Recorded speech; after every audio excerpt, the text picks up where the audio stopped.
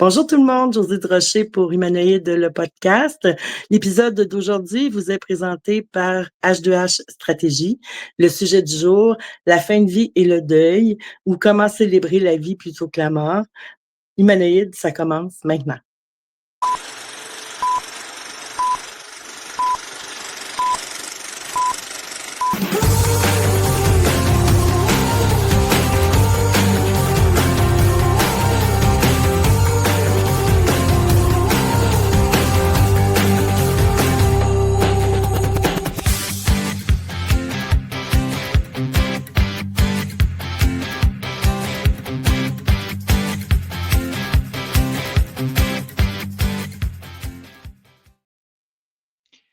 Bonjour Christian, bonjour José, comment allez-vous aujourd'hui? Allô, Allô, Louis? Ça va très bien? Oui, ça va, ça va, Oui. ça va. Ben, comme on fait d'habitude, on commence toujours avec une petite phrase. Je vais commencer, puis après ça, je vais vous demander de faire la même chose. Parfait. La petite phrase cette semaine, pour cette fois-ci, je pense elle est très, très, très en lien avec le sujet. C'est la fin d'une chose marque le commencement d'une nouvelle. C'est Antoine de Saint-Exupéry qui a dit ça dans Le Petit Prince. Je trouve que c'est tellement à propos avec le sujet d'aujourd'hui parce que quand on perd une personne, ben souvent c'est le début d'une nouvelle aventure. Fait que voilà. Fait que je vais bien. Maintenant, Christian, toi, comment tu vas?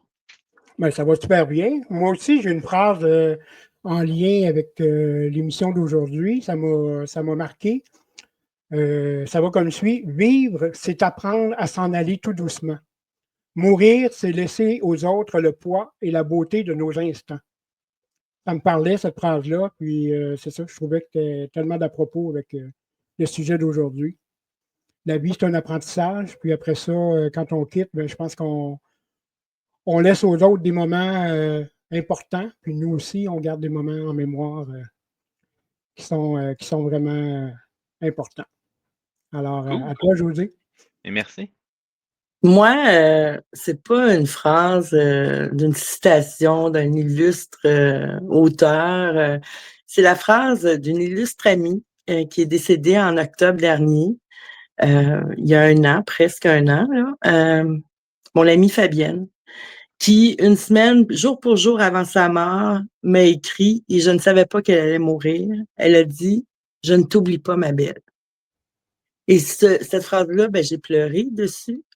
Je me suis réconciliée avec beaucoup de choses là-dessus aussi, mais elle m'a surtout aidée à faire mon deuil. Parce que ça m'a permis de croire qu'il y avait quelque chose après, puisqu'elle pensait à moi. Elle m'oubliait pas. C'est vrai, c'est touchant. Oui. Oui. Et d'ailleurs, je vais en profiter, si vous le permettez, pour vous présenter nos invités du jour. Parce que une de ces invités-là m'a aidé à faire ce deuil-là. Il s'agit de Karine Leclerc, qui est alliée du deuil, c'est le nom de son entreprise, et de Jean-Pierre Cravel, qui, on l'a connu à la télévision, fait maintenant de la radio et est à la tête du département des moments pour célébrer la vie et la fin de vie aussi, hein, Jean-Pierre? Ben, bonsoir tout le monde. On dirait que j'étais Bonsoir. porté à laisser Karine parler, là. Bon, ben écoute, moi, ça me dérange pas, ça me va très bien. Un ou l'autre, vous allez parler tous les deux, de toute façon. Ben, c'est parce qu'il faut dire aux gens d'entrée de jeu qu'on se connaît parce que Karine, dans sa feuille de route exceptionnelle, on a aussi le privilège qu'elle soit créatrice de moments au département, mais là, je la laisse parler, j'aurai mon tour après. Hey Karine, ça va bien? Très bien, merci. Merci de la confiance de ce podcast. Ça, c'est super. Ben, ça allait de soi pour moi. Parler de fin de vie et de deuil, il fallait parler avec Karine. Tu m'as beaucoup aidé, je l'ai dit d'entrée de jeu. Mais dis-moi, et pour le bénéfice de tout le monde, qu'est-ce qui t'a amené à faire le travail que tu fais? Je pense que tu as eu beaucoup de deuil dans ta vie, hein? Oui, c'est comme un peu, je dirais, la fondation de la recherche qui m'a amenée à créer les services que j'ai créés au niveau de mon entreprise Alliés du deuil. J'ai comme une histoire grossièrement toute faite là, parce que ça pourrait être long à compter. On aurait toutes beaucoup à raconter de notre vie. Mais j'ai perdu beaucoup, beaucoup d'êtres de mes proches directement. Donc, ma famille directe, avant mes 25 ans, j'avais 12 membres et même peut-être plus. On dirait que c'est difficile de calculer ça. Mais mon père est décédé, j'avais 1 an et demi. Mon deuxième père adoptif qui est décédé, j'avais 8 ans et ma mère à 19 ans. Ça a été ça, les gros deuils importants. Alors, à 19 ans, je suis devenue orpheline. Et en fait, c'est ce qui m'a amené. Toute la famille était en deuil. On était constamment en deuil. Ah Mais j'ai oui? jamais vu personne pleurer. J'ai Ah, jamais vu personne pleurer. Ah oui. Et quand ma mère est décédée, je me suis dit: «Ah OK, il faut pas pleurer. Ça a de l'air quand ça se passe, ça. Fait que je vais tout refermer ça». Puis c'est là-dedans que je me suis perdue, mais tout a une bonne chose. À m'être perdue là-dedans, ça m'a amenée à faire des recherches, à comprendre ce qui se passait en dedans de moi. Parce que je pensais que je frôlais la folie et à travers mes recherches, j'ai compris le tabou qui était là-dedans, non seulement du deuil puis de la mort, tu sais, on en parle souvent avec Jean-Pierre, mais des émotions, des ouais. émotions peur puis de l'impuissance que les gens vivent face à quelqu'un en deuil. Donc, c'est ce qui m'a amené un peu avec le temps, avec les études, évidemment, à créer quelque chose qui n'existait pas déjà pour, bon, on réinvente pas le monde, tout est là, mais il reste que j'ai créé un peu à ma façon. Et parlons-en des études que tu as faites. C'est quoi tes spécificités?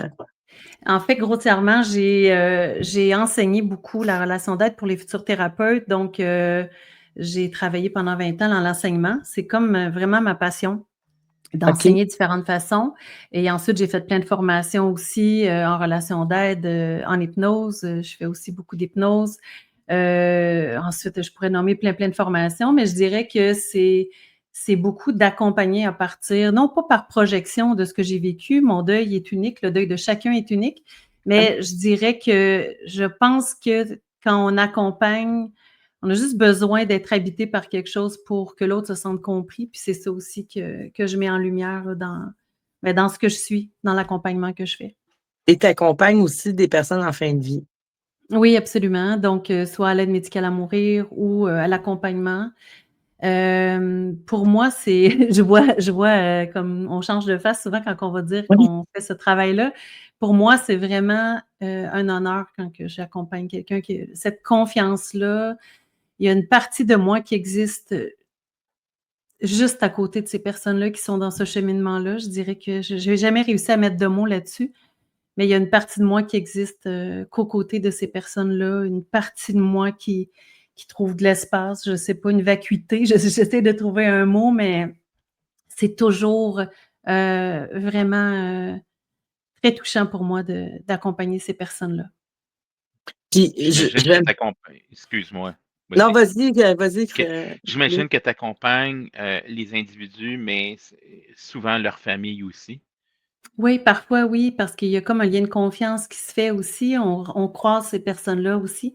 Donc, ça va arriver que certaines personnes vont venir me rencontrer aussi en deuil après. Puis des fois, c'est des clients qui sont déjà venus me voir en deuil, qui me rappellent pour accompagner leur père, leur mère, une amie, un frère, une sœur. C'est pas, c'est difficile de faire de la publicité, hein, pour ça.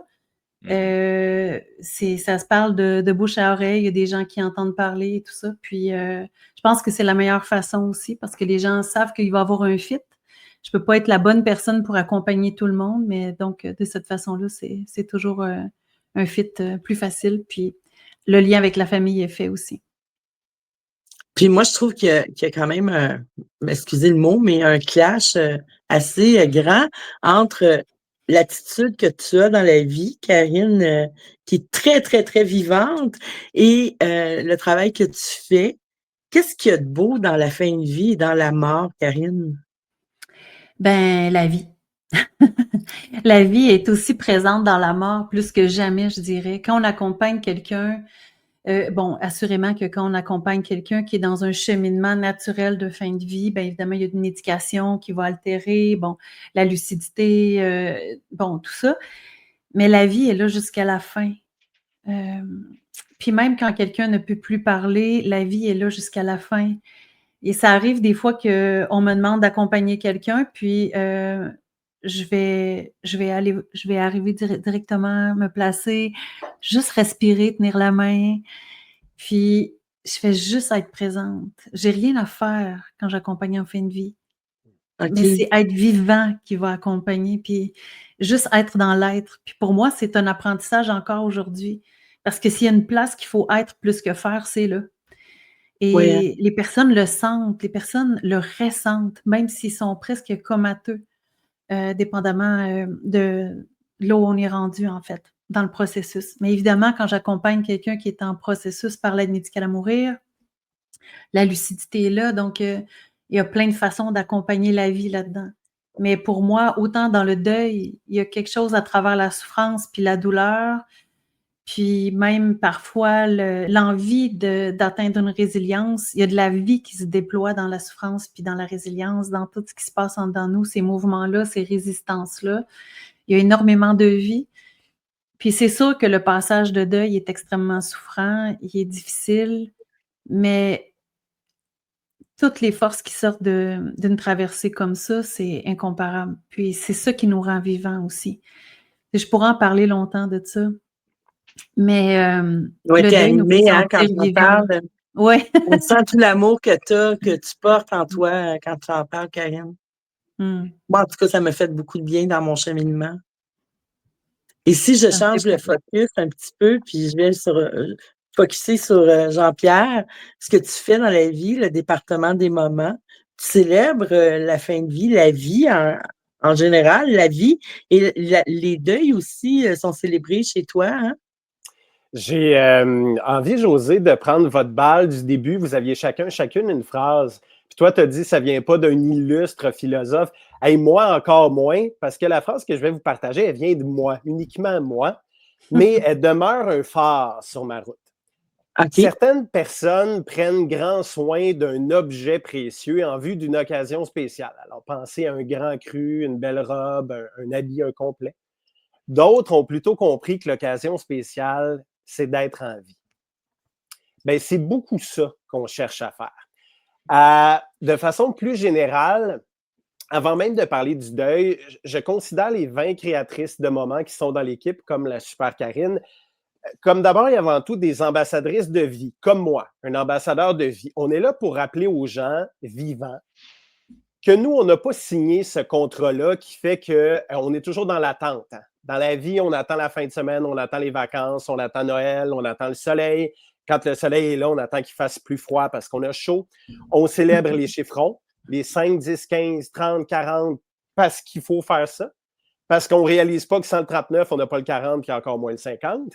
Et on célèbre les dates qui sont déjà encerclées en rouge dans le calendrier. Donc, les anniversaires de mariage, Noël, même la Saint-Valentin, tout ça est bien parce que je suis un pro des célébrations. Mais la vie, elle est là maintenant. Tantôt, je disais, on a signé. Moi, je n'ai pas signé. Je ne fais pas partie des gens, je ne sais pas qui sont ces gens-là là, qui ont établi ces règles qu'on se plaît à suivre sans trop se poser de questions. Et quand on dit sans trop se poser de questions, ça veut dire que quand un proche décède, même si nous, le combo traditionnel, l'église plus salon ne nous ressemble pas ou ne nous ressemble plus, et ou si ça ne ressemble pas au défunt, ben on ne se pose pas de questions. On va aller donc dans cet endroit-là, ou peut-être même on a vécu, puis là, je ne généralise pas, il y a des fois où ça se passe super bien, mais il y a beaucoup de témoignages qui viennent vers nous de gens qui ont eu des mauvaises expériences, qui n'avaient pas nécessairement envie de s'habiller en noir, de sentir de l'encens, d'avoir quelqu'un devant qui fait quelque chose de très, très impersonnel dans les textes, qui peut même se tromper de nom de personnes défuntes. Ça, j'en ai des dizaines et des dizaines de témoignages. Donc, on est inconfortable, mais le prochain proche qui va décéder, déjà, on va retourner là. Alors que pour un mariage, on réserve 2-3 ans à l'avance pour avoir un lieu qui est tellement important. J'ai des petites nouvelles pour vous autres, on ne le souhaite pas, mais un mariage, on peut se marier 2 fois dans une vie, des fois même 3 ou 4. Un décès, ça va être une fois. Donc, l'idée a été de dire, moi, je ne connais pas d'autres domaines en affaires, d'autres industries qui n'ont pas senti vraiment le besoin de revoir le modèle d'affaires depuis un siècle. C'est pourtant le cas du funéraire. Et en fait, ils n'ont pas eu besoin de le faire pour les raisons que j'évoquais, parce que, bon, on le sait, ici, c'était très, très religieux, il fallait faire ça comme ça. Je me suis dit qu'il y avait une place. Il y avait une place pour les gens qui ressentaient l'appel pour autre chose. Parce qu'actuellement, ou en tout cas, jusqu'à il y a quelques années, les gens qui étaient face à un deuil avaient deux choix. Donc, le combo que je vous évoquais, ou se dire, hey, on peut faire une crémation rapidement. Il y a même de plus en plus de gens qui achètent leur urne sur des sites comme Amazon et qui disent au salon funéraire, nous, on ne fera rien. Donc, des fois, ils ne vont rien faire, mais des fois, ils vont prendre ça sur leurs épaules. Puis, ça se peut qu'il y ait un responsable dans la famille qui fasse super bien ça parce qu'il y a des gens qui ont ça en eux aussi d'organiser. Le seul petit hic que j'ai, c'est qu'on a aussi des témoignages de cette catégorie de gens-là qui souvent vont nous dire « Hey, tout le monde a passé un moment vraiment merveilleux dans les circonstances, mais moi, j'ai un seul regret. Cette journée-là, j'aurais dû me concentrer sur mon deuil. C'était ça ma véritable tâche et j'avais plutôt une charge événementielle sur les épaules. » Donc, l'idée n'est pas de dire à tout le monde « Hey, choisissez-nous, choisissez-nous. » Il y a des options pour tout le monde. Il y a d'ailleurs d'autres compagnies qui font des célébrations de vie. L'idée, c'est aller vers des gens pour vous entourer, pour vous épauler. Puis avant, ou après, quand on parle d'accompagnement avec une Karine, alliée du deuil, là, je vais dire femmes parce que c'est en majeure partie des femmes actuellement, des femmes comme elle, qui ont non seulement l'expérience personnelle, mais qui ont l'expertise, qui ont l'écoute, qui ont l'empathie, qui ont des outils concrets. Elles sont là pour vous accompagner et elles le font d'abord et avant tout pour vous. Je trouve qu'on ne parle jamais de deuil et qu'on se prive d'être accompagné dans les instants les plus difficiles de notre vie. C'est là où on a besoin d'un cœur ouvert, d'oreilles, d'une main tendue et il y en a pour vous. Si vous êtes à l'écoute, si vous vivez ça actuellement, n'hésitez pas à aller voir sur le web et à suivre. Tu sais, tantôt, Karine disait, je ne peux pas être la bonne personne pour tout le monde. En tant qu'entreprise, on ne peut pas être la bonne personne pour tout le monde, mais allez là où le cœur vous guide, mais allez vers quelqu'un. Soyez pas seul avec ça. Est-ce que tu sens que des gens vont vouloir le faire par eux-mêmes, organiser tout ça, juste pour comme un peu s'évader puis oublier un petit peu l'événement comme tel parce qu'ils sont absorbés par l'organisation? C'est un bon point, Christian. Il y a quelques raisons qui font que les gens vont vers là. Il y en a pour qui, oui, ça fait du bien d'avoir les deux mains dans la pâte. Et ça, d'ailleurs, nous, quand les gens veulent une célébration de vie, donc qu'elle soit après un départ ou avant, pour les gens malades ou en fin de vie, c'est offert. Ça peut être un clé en main, mais si vous voulez nous aider, puis Karine en a fait une belle célébration avec une collègue et nous, et la cliente voulait. Elle avait besoin de mettre les mains là-dedans, ça lui faisait du bien. C'est tout à fait permis. Il y a aussi des gens, on ne se le cachera pas, qui vont décider de prendre ça sur leurs épaules parce qu'ils se disent qu'autant au niveau de l'énergie que des sous, ils vont sauver. On a par contre des fois des gens par après qui font « Ah, au final, avec tout ce que ça m'a demandé comme temps de prendre congé du travail, ces achats-là que je n'avais pas anticipés, les contacts que vous avez avec des fournisseurs, donc qui vous font des prix préférentiels, c'est revenu plus cher que si je vous avais suivi. » Et finalement, Christian, pour terminer ma réponse à ta question, je pense qu'il y a des gens, beaucoup de gens, qui se disent, ou peut-être qu'ils ne se disent pas toujours ça, mais qui ressentent de la part de notre société, que vous connaissez comme moi, il faut aller vite. Là, il y a une personne qui est décédée, je suis attendu au boulot. Là, une fois que mon patron va m'avoir accordé 2-3 jours de congé, il faut que je remette les deux yeux devant les trous puis que je parte. Et les chiffres pour montrer les impacts de ça, des deuils qui ne sont pas vécus, que ce soit en absentéisme par la suite, en dépression, en colère, ces chiffres-là sont accessibles à tous et ils sont accablants et aberrants. Donc, en clair, ils coûtent des sous, ces chiffres-là, à la société. Ne pas prendre soin des gens en voulant être proactif, ça nous coûte beaucoup plus cher que si on prenait soin d'eux. C'est vrai. Et j'ai une autre question. Là, j'ai vécu plusieurs deuils, puis j'ai plein d'expériences. Puis je me pose la question, quand vous organisez quelque chose, la place des enfants là-dedans, parce que Karine, tu parlais que tu as perdu tes parents très jeunes. J'ai perdu mon père, j'avais 8 ans et demi. Puis ça marque, veut pas. Hein? Puis y a-t-il des façons que vous faites qui fait en sorte que les enfants passent au travers plus facilement?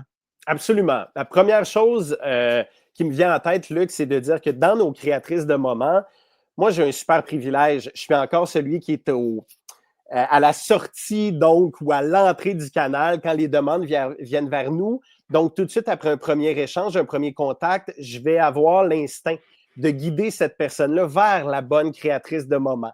Et quand on parle d'enfants, donc, d'emblée, il y a des gens dans l'équipe qui ont cette expertise-là, qui seront accompagnés parents et enfants, mais qui sauront aussi imaginer des rituels. Les rituels, là, c'est un mot qui fait excessivement peur aux gens, mais ça peut être très, très simple.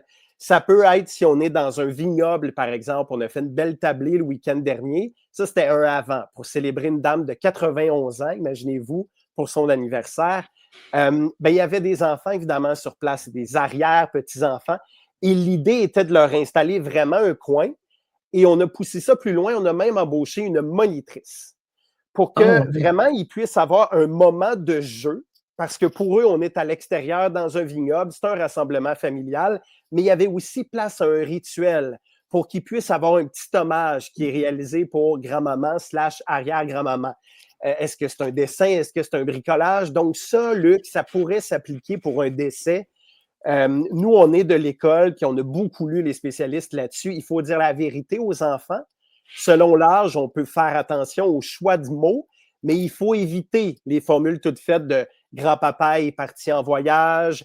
Ça crée donc une angoisse ou même une incertitude ou quelque chose qui est faux dans la tête des enfants qui ont une bien plus grande résilience que ce qu'on pourrait penser comme grands adultes, là.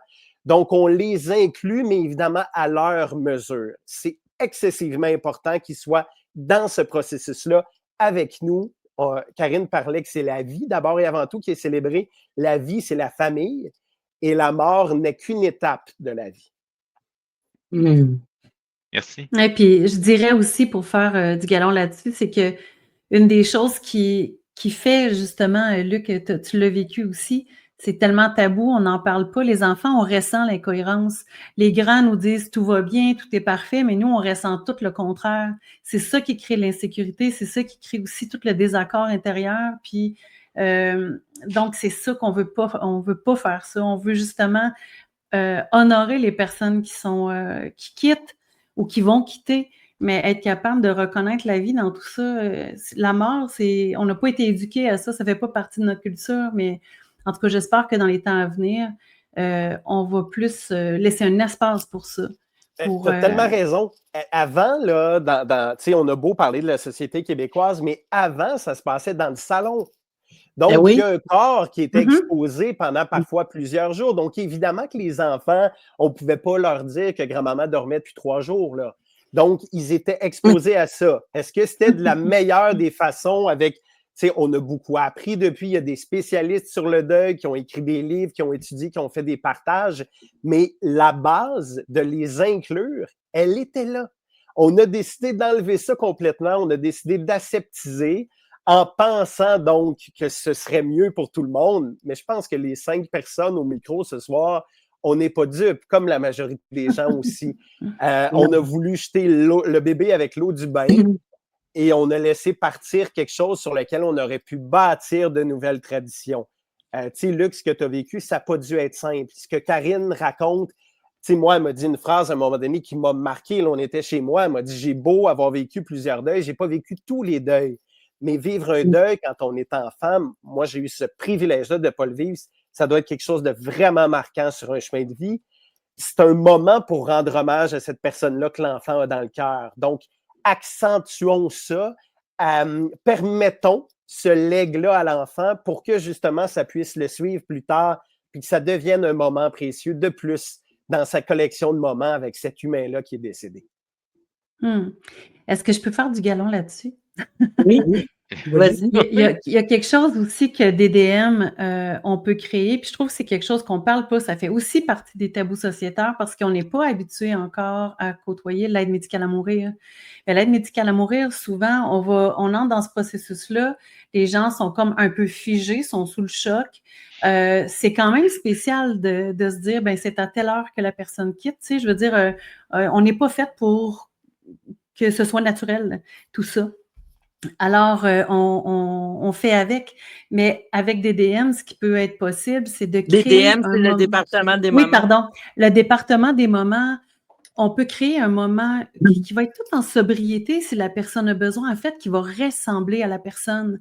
Mais qu'une personne qui est épicurienne, qui a vécu toute sa vie pour sa dernière journée, reçoive sur le bord de son lac un chef cuisinier, puis qu'elle mange avec toute sa famille le dernier repas, puis qu'ensuite, que nous, on s'organise de tout ça et qu'après ça, la personne, elle puisse être déposée sur le bord de son lac, dans sa chaise confortable, avec ses proches au coucher du soleil et que le médecin soit là, puis qu'il puisse faire l'intervention, que la personne quitte dans cette lumière-là et que nous, on s'occupe de tout.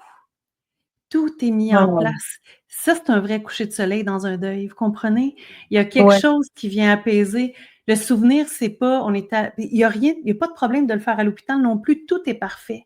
Mais c'est, est-ce que ça résonne? Et c'est possible surtout. On n'en parle pas assez. C'est possible de créer quelque chose qui soit exactement comme la personne le désire, mais on laisse aller notre créativité. On n'est pas engourdis, nous, par l'émotion. On est des personnes qui sommes engagées, mais on n'est pas impliqués émotivement. Fait C'est qu'on vrai. est là, puis on peut voir tout l'espace en largeur pour créer ce moment-là. Mais surtout pour la personne qui quitte et pour ceux qui restent. Oui. En même Moi, temps, vous j'aurais une êtes... question. Oui. Moi, mon père est décédé. J'ai été endeuillée par suicide.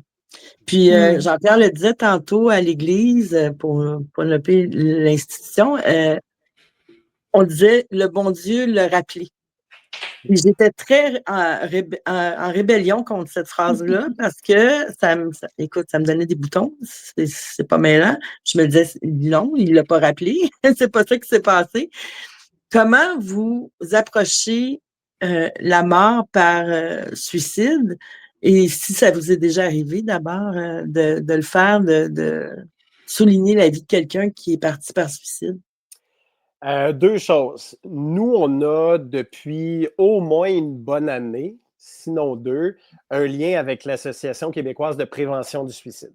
Ce que ça veut OK. dire, c'est que si on a une demande comme celle que tu évoques, José, qui vient vers nous, l'une des premières choses, ça va être pour nous de faire valider notre scénario par ces spécialistes-là. Quand je dis scénario, c'est évidemment ce qu'on veut offrir aux proches. Quelles sont les idées que la créatrice de moment a eues? Moi, je reste toujours impliqué dans le créatif. Fait que disons que c'est Karine qui est en charge de ça. Elle reçoit le questionnaire de la cliente. Disons que c'est toi ou ton frère. Elle le dépouille, elle a une idée de scénario, on se fait un brainstorm, elle et moi. Et dans ce cas de figure précis, on le ferait valider pour être certain qu'on est dans quelque chose qui est dans les bonnes pratiques. Une mort par suicide n'est pas comme les autres morts. Non. Ensuite, deuxième étape, il y aurait, et on le proposera à la cliente, on n'est pas là pour l'imposer, la possibilité que quelqu'un donc de l'association bénévolement se déplace pour venir assister à l'événement en retrait. Évidemment, il n'est pas en première ligne, il est là beaucoup comme une personne observatrice, mais qui peut offrir ses services, qui peut offrir son écoute, qui a le ressenti pour voir dans les gens qui sont là, il me semble que cette personne-là, je sens une détresse. À tout le moins, aller serrer la main et dire, si jamais vous avez besoin, je suis là.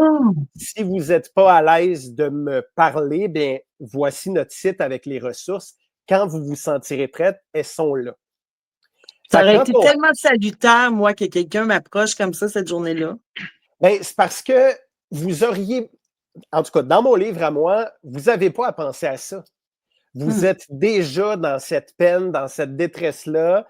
On ne se cachera pas que souvent, ça peut provoquer beaucoup d'incompréhension et de colère chez certains proches aussi. Donc, c'est trop d'émotions diverses et fortes en même temps pour qu'on puisse s'attendre des proches endeuillés par suicide. Mais vous n'avez pas pensé à appeler la QSP? Vous n'avez pas pensé? Non. Ben non, c'est ça. Non. Non. C'est Nous, tellement c'est notre travail. bénéfique, une approche comme ça, tu sais, ça fait toute la différence. Et c'est important parce que la célébrante, dans ce qu'elle va dire, dans le texte donc, parce que nous, vous comprenez que ce n'est pas des textes là, déjà tout faits. La célébrante va toujours bâtir son texte sur mesure. Il faut s'assurer d'être dans ce que j'évoquais tantôt, les bonnes pratiques. s'assurer qu'il n'y a pas une formulation qu'on dit sans trop penser, puis que, ah, mais on ne peut pas le dire comme ça parce que ça pourrait laisser entendre que, oh, c'est vrai. Donc, s'assurer qu'on soit sur le bon chemin. OK. Ben, merci parce que c'était une question qui me turlupinait beaucoup. Puis j'ai envie de conclure avec ça, Josée. Tu sais, on dit aux gens qu'on fait aussi, oui, des après au lieu des funérailles, puis des avant, mais il est arrivé, rarement, mais quelquefois, que des gens qui ont vécu un deuil plusieurs années avant viennent vers nous pour X raisons. J'en ai évoqué quelques-unes d'entrée de jeu et nous disant, est-ce qu'il est trop tard? Est-ce qu'on pourrait faire un hommage? Moi, il y a quelque chose, il y a une boucle qui ne s'est pas fermée. Je traîne ce deuil-là comme une roche dans mon soulier. Nous, on ne prétendra jamais qu'on va enlever la douleur du deuil. On n'est pas des magiciens, on n'enlève pas. On fait apparaître, par contre, des choses et des choses qu'on espère belles, douces et qui auront ce pouvoir-là un peu d'apaiser. Alors, pour tous ceux qui sont à l'écoute et qui se disent « Ah, oui, j'aimerais ça, faire quelque chose. » Karine évoquait tellement une belle idée près d'un lac à l'extérieur. Oui. On est là aussi pour ça. OK. Puis Donc, des fois, de moi, pouvoir si se je voudrais- pencher quelques années plus tard, on est émotivement, on est prêt à prendre les choses avec plus de profondeur parce qu'il y a un cheminement qui s'est fait. Tu sais, avec ces événements-là, ils sont vécus d'une autre façon complètement. Peut-être que de le laisser aller est plus facile de cette façon-là aussi. C'est comme moi, Une forme de choc. Où je pourrais, c'est ça, célébrer la mort de mon père, la vie de mon père plutôt, de cette façon-là pour souligner l'impact qu'il y a eu sur la mienne. Tu sais. Absolument. Il n'est jamais trop tard pour ça, en fait. OK. Donc, vous devez être, on a eu un exemple de célébration. En avez-vous d'autres exemples? On a jusqu'à quoi? 11h30 ce soir, on me dit à l'oreille. Hein? Peut-être un autre. Je vais y aller avec une toute simple. Oui. Parce que je ne veux pas prendre trop de temps sur des exemples. Puis d'ailleurs, les gens qui sont curieux, tu sais, il y en a plein sur le site web. On en partage énormément sur notre Instagram et Facebook aussi. Je vais vous parler d'un exemple qui nous est resté dans le cœur, je pense, de par sa simplicité, justement. La belle Andrée était une grand-maman de 86 ans qui habitait du côté de l'Estrie. Puis, ce qu'on a appris en dépouillant le questionnaire de la cliente, qui était l'une de ses filles, c'est qu'Andrée, elle a un rêve inachevé. Son projet aurait été d'obtenir son diplôme universitaire de son vivant. Parce que chaque fois que ses petits-enfants étaient diplômés, évidemment, grand-maman se rendait très, très fière et sur son 36, puis il y avait de la fierté. Presque juste de la fierté. Il y avait peut-être aussi 1% de « Ah, j'aurais aimé ça, moi aussi. » Donc, quand on a vu ça, la créatrice Hélène et moi, on a eu le même flash. Ben voyons, pas trop tard pour réaliser son rêve. Donc, les proches ont été conviés à l'Université de Sherbrooke. C'est là, donc, que s'est faite la célébration. Wow. Ils ont reçu un diplôme honoris causa au nom d'André. Et d'ailleurs, moi, je répète, quand on a l'autorisation des familles, je répète toujours les noms des gens qu'on a célébrés parce qu'ils demeurent là. La mémoire demeure là quand on se rappelle d'eux, quand on les nomme. C'est important pour moi. Donc, ils ont reçu le diplôme honorifique et Hélène les a surpris une petite coche de plus. Il faut savoir qu'à l'Université de Sherbrooke, le rituel, ce n'est pas le lancer du mortier, là, le chapeau noir. C'est un foulard jaune doré qui est agité dans les airs simultanément. Alors, on a fait faire une réplique exacte pour chacune des convives et au signal, ils ont fait aller le foulard dans les airs. Luc, tantôt, parlait des enfants, les arrière-petits-enfants. Il y avait une affiche où c'était écrit « Petite pensée de mamie » puis il y avait un bar à bonbons pour eux. Donc, il y avait vraiment quelques petites attentions, ça et là. Donc, quand on parle d'un rituel, maintenant, chaque fois que les gens de cette famille-là, puis les proches, les amis, vont entendre que ce soit la fameuse chanson de graduation, vont arriver à la fin d'une année scolaire, vont voir ça aux nouvelles ou vont voir passer sur Facebook. Chaque fois qu'il y aura cette vision-là de ce jaune doré-là, chaque fois qu'ils vont entendre le mot diplôme ou chaque fois que les petits-enfants vont piger dans un bol à bonbons, ben ils sont poignés, ils n'ont pas d'autre choix. André revient non seulement dans leur tête, mais dans leur cœur. Donc, elle est là. C'est à ça que ça sert un rituel pour nous. Okay. C'était post-mortem, ça. Cette oui, cérémonie-là. c'était vraiment après un départ. Donc, au lieu des funérailles traditionnelles qui n'intéressaient pas du tout cette famille-là, Ils ont dit, on peut-tu faire autre chose? La réponse a été, oui, on va faire autre chose. Wow! Wow, c'est C'est vraiment inspirant. Mais Karine, en quoi c'est important à ce point-là, un rituel? Ben, un peu pour les exemples qu'on a donnés depuis tantôt, là, on voit, personnellement, je l'ai ressenti, je l'ai vécu aussi. Moi, ça a été plus dans le manque qu'il y avait dans les funérailles, qui étaient froides, qui laissaient peu de place aux émotions. Et maintenant, je le vois, le deuil est beaucoup plus doux quand on peut se rappeler. C'est sûr que les gens associent des fois, ah ben, le monde a beaucoup pleuré, mais oui, mais ça sert à ça. C'est pas Ah. là pour enlever les larmes. La plupart des gens, ils vont dire, ben moi, quand je meurs, je veux que ce soit un party. Là, je Ouais. dis souvent quand j'accompagne en fin de vie, je dis, ben là, ça, c'est pour ceux qui restent là. Vous ne mêlerez pas de ça. Puis on peut pas empêcher les gens, je fais des farces, mais on peut pas empêcher les gens de vivre leur peine. C'est Non. ce qui fait qu'on chemine. Alors, le C'est vrai. rituel, il permet de pleurer beaucoup plus en douceur. Il y a quelque chose, il y a un temps qui est, on se laisse imprégner de ce moment-là. Puis maintenant, là, les rituels, il y a du rire, il y a de la place pour toutes les émotions. Il y a du rire, il y a de la nostalgie, il y a de l'amour, Il pourrait il y a même pas. avoir de la colère, hein? On Ben pourrait oui, Ah très ouais, hein? bien, là, oui. ben oui, Josée, tu nous aurais écrit justement, je reprends l'exemple que tu as donné, puis Karine, je te redonne la parole, là, je suis très Ah non, impoli. c'est parfait, on aime Mais ça. il pourrait très bien avoir un rituel pour des gens endeuillés qui sont fâchés, qui sont dans l'incompréhension, puis qu'on pense à quelque chose à l'extérieur qui va leur permettre de crier, de De se déchirer défouler. quelque chose, de brûler quelque chose. Tu sais, tout ça fait du bien. Donc, c'est pour ça que j'ai sauté sur la belle perche de Karine. Ben Les oui. rituels laissent place à toutes les émotions. OK. C'est pas dans tout juste pour ça, présenter, Christian, hein, c'est pour vivre un rituel. Christian, Ouais. ça fait plusieurs fois que je te vois, là, on dirait que tu as une question à poser. Oui, bien, c'est ça. J'attendais. Moi, je suis vraiment intéressé par cette discussion-là. Votre travail est essentiel, il est important. Malgré ça, ça vient avec une odeur. Comment vous vivez ça pour vous évader émotivement de cette odeur-là? Je suis curieux. Vas-y, Karine. Mais moi, je fais beaucoup de blagues. Je dis, faites-moi faire un rapport d'impôt, ça, c'est lourd. Là, ça, c'est pas ma tasse de thé. Mais honnêtement, sans enlever du crédit, parce que chaque personne a du crédit pour ce qu'il fait, je suis vraiment bien. Quand on est à notre place, moi, ça me régénère beaucoup plus que je me sens pas. C'est pas mes émotions. OK. La personne devant moi est assez, je crois en son intelligence de gérer ses émotions. J'ai des outils pour elle. Je suis, comme je disais, engagée, mais je ne suis pas impliquée émotivement. Puis OK. c'est toute la dignité de la personne que je lui laisse aussi en l'accompagnant dans son cheminement. C'est pas le mien. Alors, c'est pas lourd. C'est rempli de lumière puis d'espoir pour moi. OK. C'est une super réponse. Tu sais, vous m'avez présenté tantôt comme oui, on l'a connu à la télé, oui, j'ai fait des saluts bonjour, j'ai fait des gros shows, c'était mon rêve de petit gars. Si j'ai bifurqué début trentaine, c'est que je me suis rendu compte que malgré tous mes privilèges, ça ne me rendait pas plus heureux.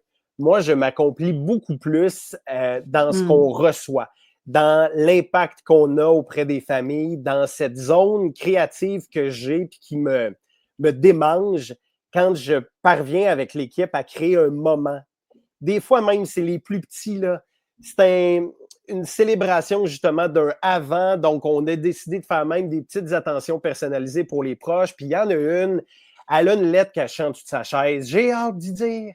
J'ai hâte au moment où je vais dire « Hey, Josée, il y a une lettre en dessous de ta chaise », puis de voir, ben voyons, puis de voir sa réaction. C'est tout simple, mais ça me nourrit beaucoup Ça plus. te rend heureux. Ben, ça me nourrit beaucoup plus que le plus grand plateau télé de Star Academy avec ses lumières. Je suis très reconnaissant de l'avoir fait, mais c'est pas ça maintenant mon chemin. Ouais.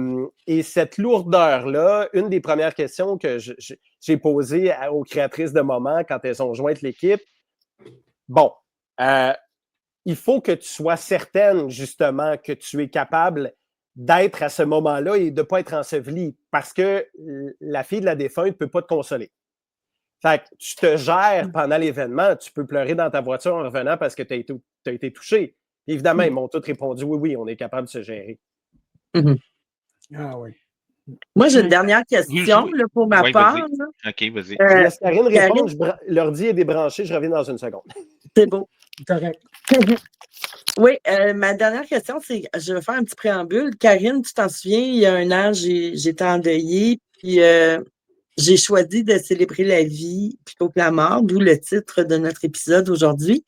Et j'ai choisi d'écrire un poème à mon ami, de ne pas aller à ses funérailles, d'écrire un poème, et sur le bord d'un feu, à côté d'un feu, avec des amis, entourés d'amis qu'elle ne connaissait pas, mais c'était mes amis à moi. J'ai lu le poème, puis j'ai lancé le poème dans les flammes, puis la chaleur des flammes a fait virevolter le papier dans les airs comme si ça dansait devant moi. Ça me fait beaucoup de bien.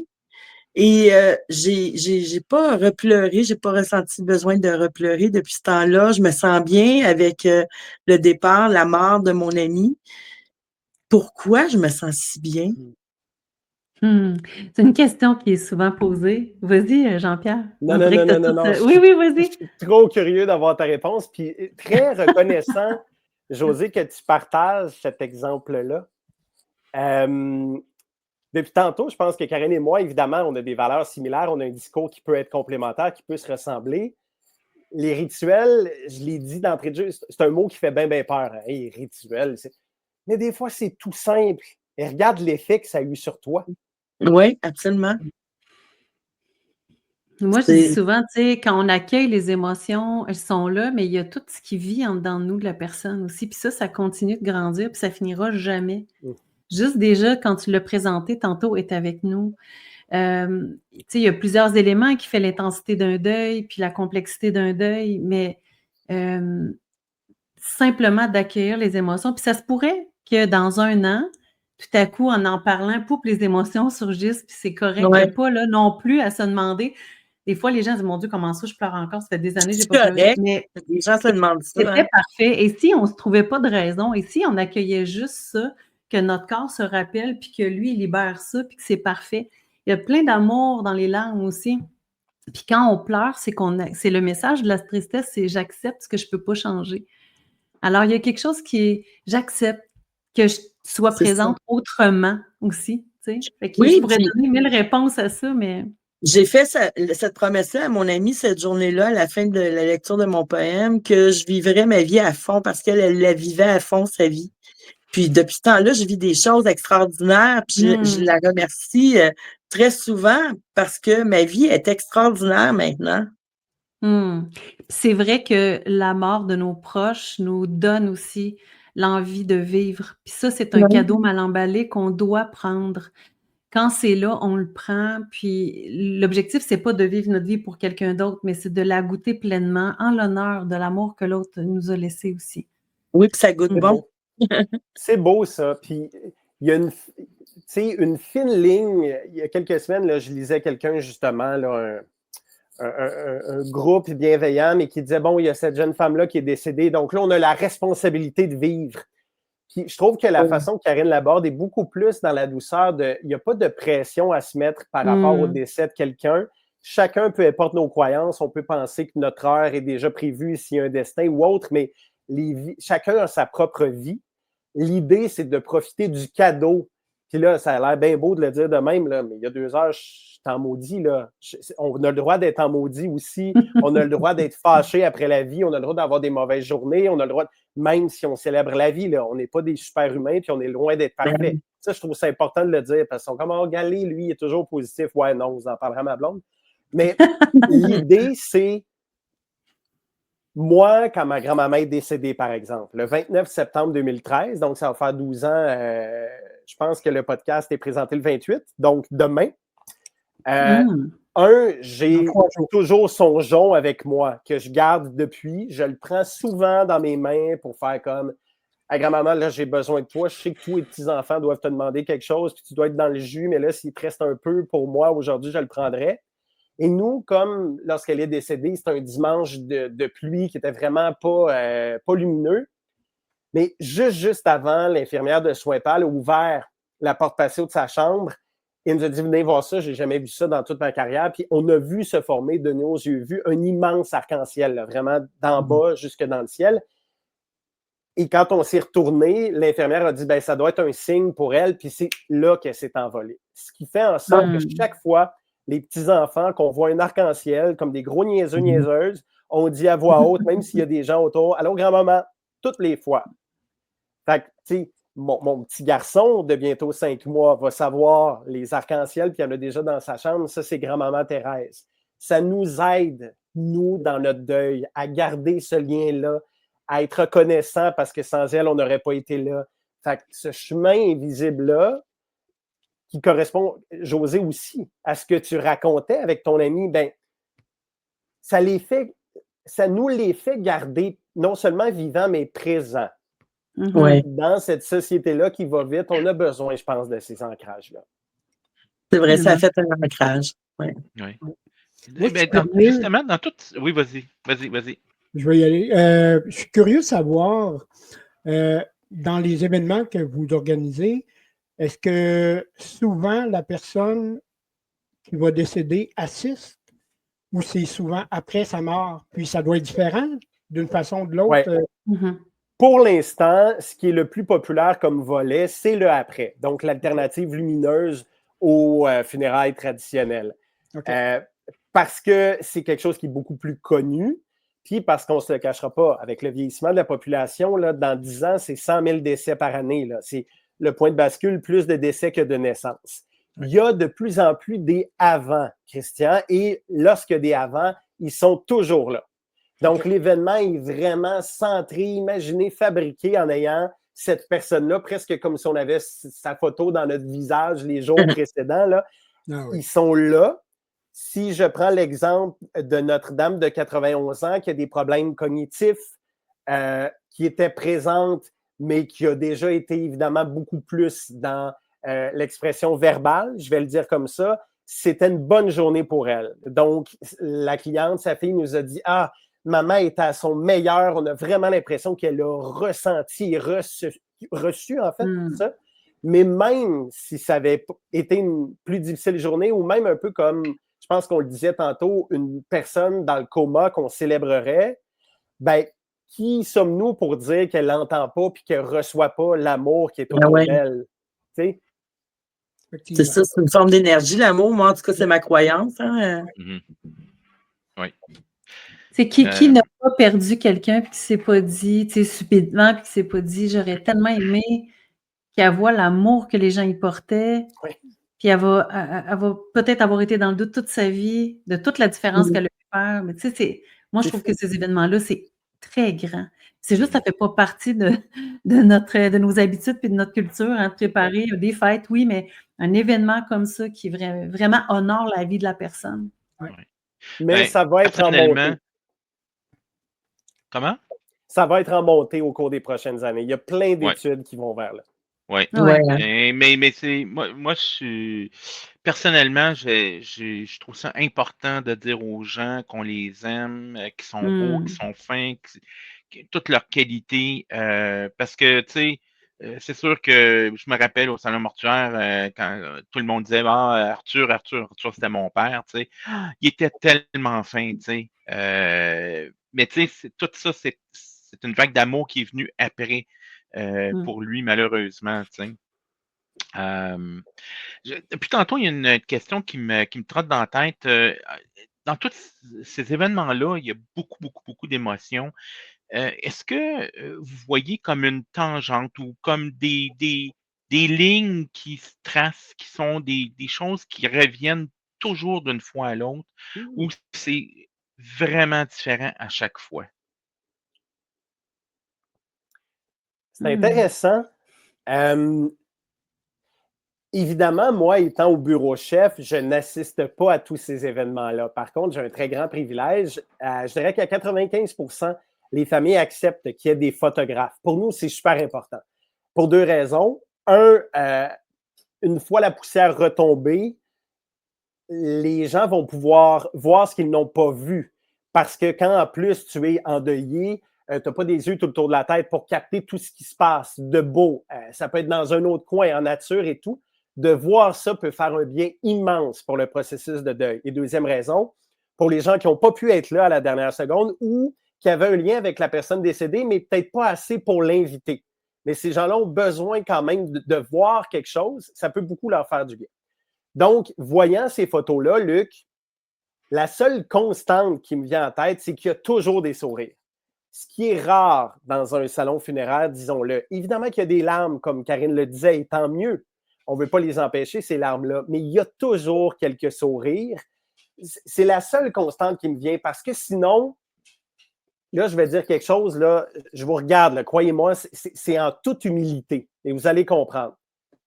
Département des moments, dans le niveau de personnalisation qu'on fait, dans les recherches qu'on a faites dans tous les secteurs d'affaires au monde, on n'a pas vu ce niveau-là de détail dans aucun secteur. Parce qu'on va vraiment très, très, très loin. Dans, je ne sais pas, Luc, tu me dirais que c'est ta grand-maman qui est décédée puis que tu capotais sur sa recette de sauce à spaghetti, puis on sait que tu fais partie des gens cette journée-là qui vont prendre ça le plus difficilement son départ, bien, ça se peut que notre créatrice t'ait fait une espèce d'œuvre d'art avec la recette écrite à la main, une photo de toi, bébé, sur les genoux de grand-maman, tu reçoives ça comme en plein cœur, mais voyons donc, ça va très, très loin. Et pour nous, il y a plein de gens qui nous disent c'est pas viable. Vous faites beaucoup trop de personnalisation, c'est pas un modèle d'affaires qu'on est habitué de voir. Mais c'est sûr qu'on n'est pas habitué de le voir, ça n'existe pas. C'est ça qu'on aime. Mais c'est ça qu'on aime. Mais en fait, c'est ce qui fait la différence. Ben, regardez-moi à face rouge à vous en parler. C'est ça qu'on aime. Fait qu'évidemment que ça demande pour les créatrices de moments de gérer leur nombre d'heures. Et ça, elles sont là comme travailleuses autonomes. Qui suis-je, moi, pour dire, hey, Karine, là, tu avais 10 heures au budget, tu es rendu à 15. Là, c'est elle qui gère sa marge horaire. Si elle se sent portée par ça et que ça la nourrit aussi, let's go. Oui. Puis dans les détails des sens aussi, c'est là qu'on est amené. Le questionnaire est fait pour alimenter ça aussi. Et je me rappelle, une personne, elle aimait beaucoup le sapin. Chez elle, ça sentait la lavande.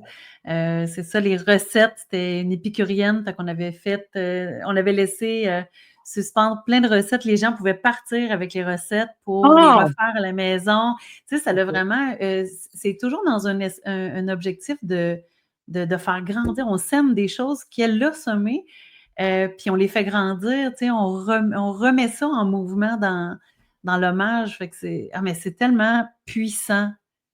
Puis de personnaliser ça, évidemment, quand les personnes veulent s'investir, on essaie toujours de faire des petites surprises qui ne sont jamais trop choquantes, évidemment, mais on veut aussi que tout le monde puisse vivre ce moment-là de façon comme OK, moi aussi, je me laisse happer par cette vie-là, tu sais, qui a traversé mon chemin et qui va le continuer de plein de façons, tu sais.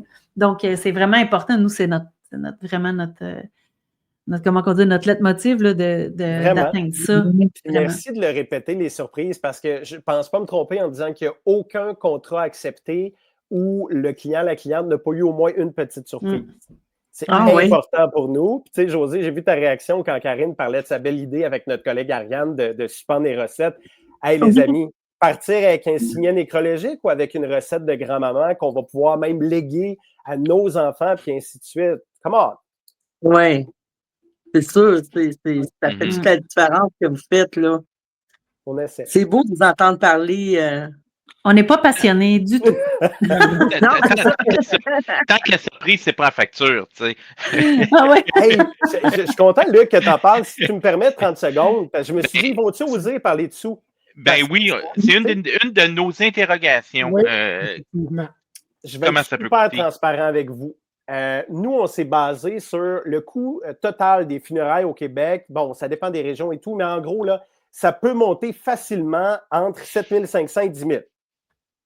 Évidemment, ça va inclure, par exemple, une crémation puis une vente d'urne qu'on ne fait pas. Fait qu'on s'est dit, étant une jeune start-up, on va se mettre vraiment au très, très bas de cette braquette-là. Donc, après un départ, disons pour 30 personnes ou moins. Évidemment, après, on s'ajuste. On en a fait jusqu'à 250, 300. Mais pour donner un ordre de grandeur de budget. Alors, pour 30 personnes ou moins, qui va inclure vraiment là, tout pour faire déjà une belle célébration, sauf l'aspect nourriture qui peut être ajouté. Évidemment, si vous me dites que vous voulez aller au Château Frontenac, c'est possible, ils sont partenaires avec nous. Ça ne coûtera pas le même prix que d'être à votre chalet. Donc, pour 30 personnes au moins, ça débute à 5 000 $ plus taxes.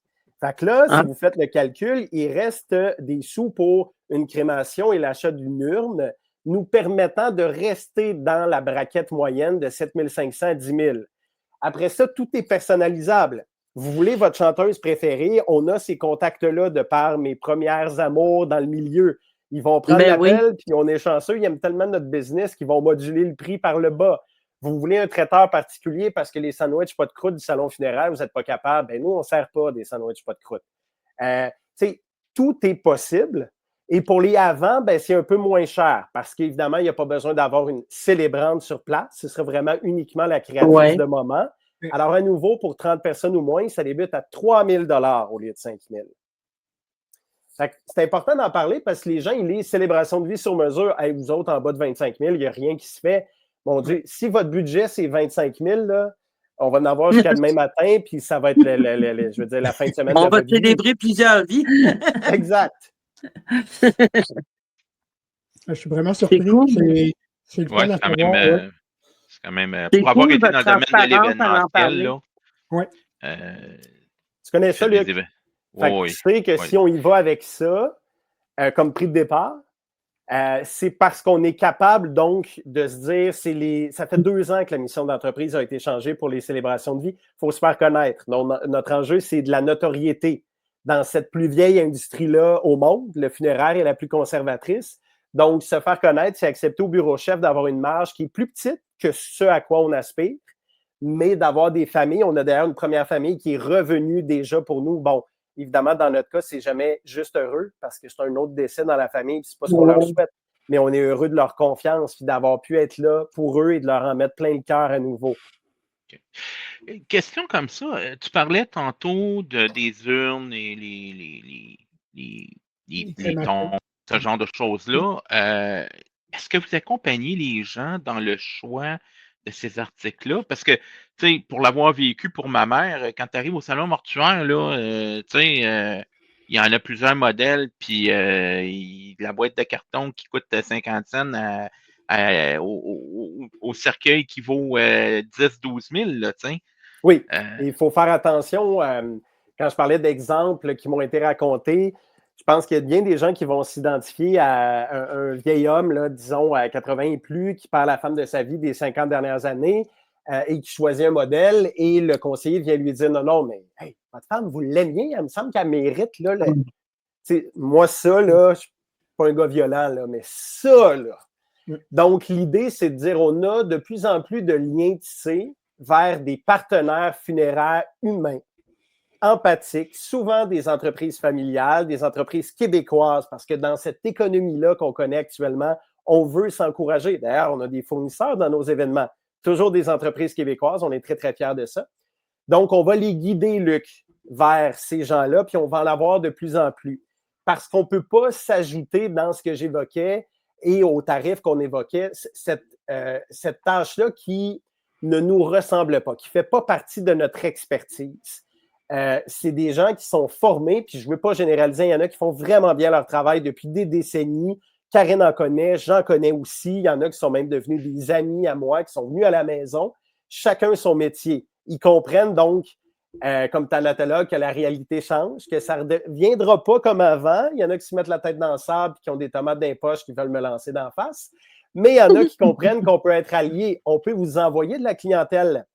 Peut-être que vous aussi, au lieu de perdre un contrat d'une famille qui veut une personnalisation à côté de la grange familiale, puis 150 personnes, puis vous dites, hey, on ne fera pas ça, ben envoyez-les nous, on va vous donner une cote. On peut s'aider, on peut grandir, on peut être encore plus enrichissant pour ces gens-là qui en ont besoin. Co-créer puis co-collaborer. Oui. Il nous reste 3 minutes, même pas. On a passé l'heure complète. Vraiment très, très, très intéressant. J'aimerais ça, Jean-Pierre et Karine, que vous terminiez en nous donnant peut-être un conseil sur comment vivre ça, un deuil. Ben, Karine va débuter parce que Karine a l'expertise qu'en tant qu'entrepreneur, je n'ai pas.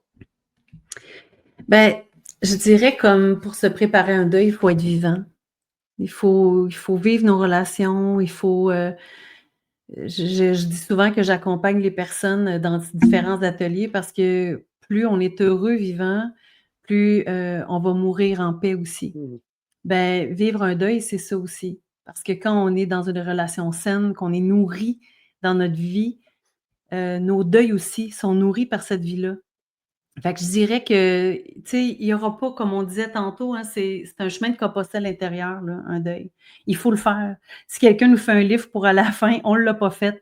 Si je me mets la tête dans le sable, je ne l'ai pas fait, mon deuil. C'est important de comprendre que c'est un processus, mais que j'ai le choix dans ce processus-là de m'occuper, puis de soigner, puis d'être bienveillant avec ce que ça me crée intérieurement, d'accueillir mes émotions, toute mon hygiène émotive, qu'est-ce qui est la place que je laisse à ça. C'est quoi le travail? J'aime pas ce mot-là, mais c'est un contexte parce qu'il faut faire des efforts parfois pour prendre soin de nous quand on n'a pas tant l'énergie. Alors, pour être bienveillant quand on est dans colère, tout est correct quand la colère est nécessaire et est importante, mais être capable de développer de la bienveillance pour bien vivre son deuil, pour rester vivant. Puis c'est drôle parce que je sais qu'on a dépassé, mais ça fait beaucoup de liens avec ce qu'on a parlé tantôt. Et j'ai une personne qui est venue me rencontrer qui a perdu sa fille de façon tragique. Et il me disait, il me racontait qu'il y avait eu un événement chez lui, puis qu'il avait beaucoup ri avec sa femme, puis que ça lui avait fait du bien de ressentir que la joie pouvait repasser à nouveau à l'intérieur après cette perte-là immense. Mais la vie circule encore en nous, puis il faut continuer de l'accueillir. On n'a pas à se laisser envahir par le deuil constamment. On peut laisser la vie passer, puis soigner le deuil aussi par la joie. Alors, c'est beau, c'est un ça. gros conseil. Hein? Soigner le j'avais deuil dit par la joie, c'est super Ouais. beau, C'est Karine. bon, hein? Ben donc, Ouais. mon conseil, Luc, ça va être pour les gens de trouver leur Karine, clairement. Et peut-être aussi un petit astérisque en terminant. Des fois aussi, les gens vont dire « Ah, mais mon père, maman voulaient rien. » C'était écrit, ils voulaient rien, ils voulaient rien. Il faut bien comprendre que, surtout les gens de cette plus vieille génération-là qui disent ça, souvent, c'est par peur de déranger, par peur qu'on parle d'eux, parce qu'ils ont toujours vécu en, on ne parle pas de moi, je fais mon petit bonhomme de chemin, par peur des fois que ça coûte trop de sous, etc. Mais quand il y a un deuil, il faut aussi penser à nous là-dedans, les proches. Parce que la personne qui est décédée n'est plus là physiquement, n'a plus son mot à dire. Il faut respecter ses volontés, évidemment. Mais la seule, puis on a déjà fait un post Instagram là-dessus, la seule volonté qu'on va parfois dire aux proches de ne pas nécessairement respecter à 100%, c'est toi, tu ressens en tant que fille, fils, que ça te ferait du bien, que tu as besoin de ça. Le dire à voix haute que tu l'aimais, ton père, le remercier ou même évoquer une colère ou une déception, tu as besoin que ça sorte pour ton chemin de vie à toi qui n'est pas terminé. Je ne pense pas que ton père en haut va t'en vouloir d'organiser une célébration pour lui. Il n'est plus là pour ça. C'est vrai. Vraiment. Merci. Ben, merci à vous. Vraiment. Oui. Ben, merci beaucoup à vous. Écoutez, moi, j'ai écrit un livre qui s'appelle « Aime pour aimer ». Et à chaque fin de podcast, je cite une phrase que j'ai créée de toute pièce, là. C'est de mon cru. Et j'ai choisi celle-ci. « Aime aider les autres, mais sans forcer. Tu ne peux aider ceux qui ne veulent qu'être aidés. » C'est vrai. Je reçois et j'accueille. Merci, Josée. Merci à vous. Merci à vous autres. On va mettre vos coordonnées pour vous joindre dans le générique de la fin. Merci pour le moment. Merci, Karine. Merci à Karine d'exister aussi. Merci, Jean-Pierre. Merci. C'était un bel épisode. Je suis contente d'avoir reçu Jean-Pierre et Karine. Oui, effectivement. Vraiment. Oui, ça fait du bien. Ça fait du bien à nos cœurs, à nos âmes. Ouais. Moi, il y a quelque chose qui s'est réconcilié avec la mort. Je ne sais pas vous, là, mais à les entendre en parler. C'est ça. Moi, ça me confirme ce que j'ai appris avec le temps. Que la mort, c'est une étape, puis il faut pleurer d'une certaine façon, mais il faut le célébrer aussi parce que la personne a vécu sa vie, puis toi, il faut que tu continues à vivre la tienne. Puis, absolument. C'est un beau mot de la fin, ça, Luc. Mais oui. Moi, je n'ajouterai rien à ça parce que tu as tout dit. C'est super. Bon. On dit bonjour à tout le monde. Oui, je veux dire bonjour à tout le monde, puis je veux leur dire que le podcast est disponible sur Facebook, sur YouTube, sur Spotify ainsi que sur Balado Québec. Les 2 premiers épisodes sont déjà là. Le 3e sort le 28 de ce mois, 28 septembre. Donc, Oui. on rappelle aux gens là, d'aller visionner ça. Puis, on remercie aussi notre partenaire H2H Stratégie qui nous permet de produire ce podcast-là. Alors, merci à tout le monde. Et José, le mot de la fin. Ben, humanoïde, ça se termine comme ça.